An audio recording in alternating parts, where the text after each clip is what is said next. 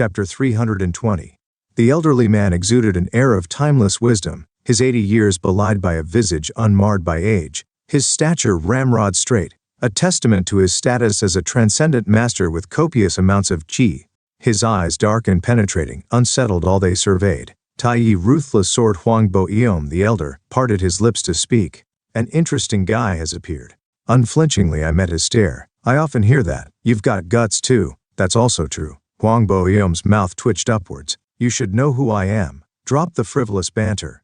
Who might you be? What did you say? This is my first time meeting you. How do I know who you are? You should tell me. That's basic courtesy. My composed response elicited shocked murmurs. Yon, young Master Jin. The Dragon Phoenix Armed Escort Agency's members including Jeju Hua ran gaped, while the Southern Edge sect's disciples instinctively reached for their blades, recognizing the gravity of the moment. Such arrogance. Show some respect at once. But Huangbo Eom with a mere gesture quieted the brewing storm. In any other, anger would have been palpable, but his composure remained unshaken. Is that so? With a subtle smile, Huangbo Eom scrutinized me, then slowly shifted his focus. His gaze swept over Chongpeng and Hyuk Mujin, settling on two others. You don't know me? The first crane of manwha and the second beggar should have informed you. Too much jesting can be displeasing. Taken aback, Baek Musong and Gungji Bang stepped forward, bowing in respect.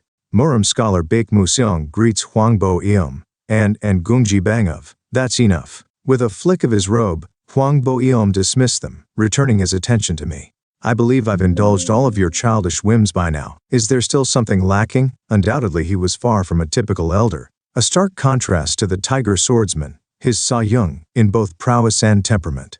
His mastery and character were unparalleled. Tricky, yet this was a scenario I had foreseen. Concealing my thoughts, I responded nonchalantly. No, that's enough for now. Taiyi ruthless sword Huangbo Eom.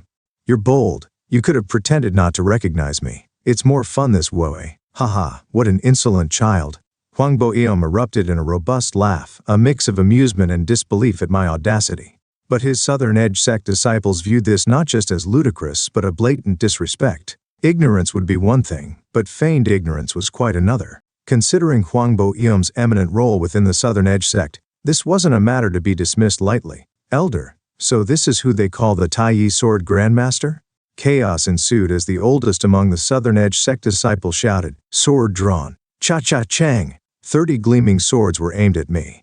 As members of one of the 9 great sects, each was a formidable first-rate warrior. However, 2W weak to me, they were no threat at this level. First-rate, peak, irrelevant. In my view, they were merely 30 swordsmen. I am strong. Only the strong are respected. This is an unyielding truth in the Murim. Having attained a strength that allowed me to act with ease within this truth, I stepped forward with confidence. Since fate has brought us here together, may I join you? Ignoring the 30 swords directed at me, I posed the question to Huangbo Eom. The leader, the middle-aged swordsman, seethed with fury. How dare you, this wanton bastard? Insolence is quite entertaining. Taiyi Sword Grandmaster. Take this guy down immediately. In that moment, as Huangbo Eom's silent observation lingered on me, his lips finally moved. Should you wish to join, I grant my permission. A wave of astonishment swept over the onlookers at Huangbo Eom's words. Sabaik, sheathe your swords. But he. Is this an act of defiance against MME? His icy tone caused the middle-aged swordsman to hesitate, eventually sheathing his sword. With the return of 30 reflective swords to their sheaths, the lights inside the tea house dimmed. Thank you. The brightness was rather dazzling. Thud thump. I strode past the rigid assembly, taking a seat beside Jeju Hua Ran. A knowing smile played on my lips as I observed her ashen complexion. It hasn't been long, only 2 days. But how have you been, young Master Jin? You don't have to answer. It was just a greeting. To be honest, just by looking at your expression, you don't seem to have been doing too well. That's not it. How did you end up here? I just happened to pass by. Chongpeng here desperately wanted to have a cup of tea. Of course, that too was a coincidence. Baek Musong, Gungji Bang, and Hyuk Mujin. In contrast to these three, Chongpeng, whose guts must be made entirely of gallbladder, eagerly occupied the seat next to me while appearing impatient. My savior, when exactly are you going to bring out the sweets? Just wait a little longer. I'll pile up a mountain for you. Wow, a mountain of sweets. Chongpeng's eyes sparkled as if a mountain of sweets already lay before him, while Juhua Ran's expression darkened as though a mountain had just collapsed. Naturally, much of this was likely due to Huangbo Eom seated across from us. Observing me and Chong Peng with an enigmatic look, Huang Boeom finally spoke up. You possess an extraordinary boldness, bordering on rashness. I used to be timid, but having endured numerous ordeals, my confidence has grown significantly. Such ordeals, yes. Having gone through the Shaolin blood history, it's understandable. Why are you so surprised? Huang Boeom's mouth twisted slightly as he continued. I've long heard the rumors that the Fire King has nurtured a sleeping dragon. Also, that you left the Murim Alliance 7 nights ago. Cunning as a serpent, the old man. He knew everything from the start. Unlike Zhu Huaran, who only guessed our identities 2 days prior, he had been privy to this knowledge from the beginning. How? Our operation was executed with swift secrecy. How did he discern it as though it were obvious? Did the Southern Edge sect's leader, currently staying within the Murim Alliance, relay the information? Then, does he also know about grandfather's condition? At that moment, Huang Boeom's gaze briefly lingered on the package I had entrusted to Bibek Mushong before sitting. He then nonchalantly noted, I didn't expect the successor of the Fire King to disguise himself as a leather merchant like this. I couldn't ascertain if he was feigning ignorance or genuinely oblivious. His unreadable expression offered no clues to his thoughts. Currently, Zhao Xiaogang was in a state mimicking death, his heartbeat and breath barely perceptible, making his presence almost undetectable. This mirrored Chong Peng's earlier mention of the turtle-breathing technique. Even for a transcendent master, it would be difficult to notice under the pile of leather hides. The hides served dual purposes, preserving body heat and obscuring his form, sound, and essence, shielding Zhao Xiaogang from detection. What's the matter? Nothing, just a bit thirsty. I swiftly redirected Huang Boeom's focus. With little ado, he reached for the tea set, offering me a cup. Take it. Then I won't refuse. SSS. Huang Boeomus, a formidable adversary. I inwardly marveled at the energy imbued in the tea. This is why he's the first sword of the Southern Edge sect. The tea, cascading in a delicate curve, held a force so potent it could cleave stone. But still, he's not like grandfather. Zhao Xiaogang, who has a mischievous personality, has often played the same trick Huang Boeom attempted now. I've shattered my share of cups. Moreover, as a figure ranked among the 10 kings and often likened to the 3 saints, Zhao Xiaogang is a force to be reckoned with. This is nothing. Noticing my unflinching demeanor, Huang Boeom's eyebrows twitched, and the energy within the tea escalated. Excuse me, Grandmaster Huang? It's just that the tea is about to overflow. You can stop pouring now. Indeed, the cup was brimming. I lifted the perfectly intact cup and drank its contents in one gulp.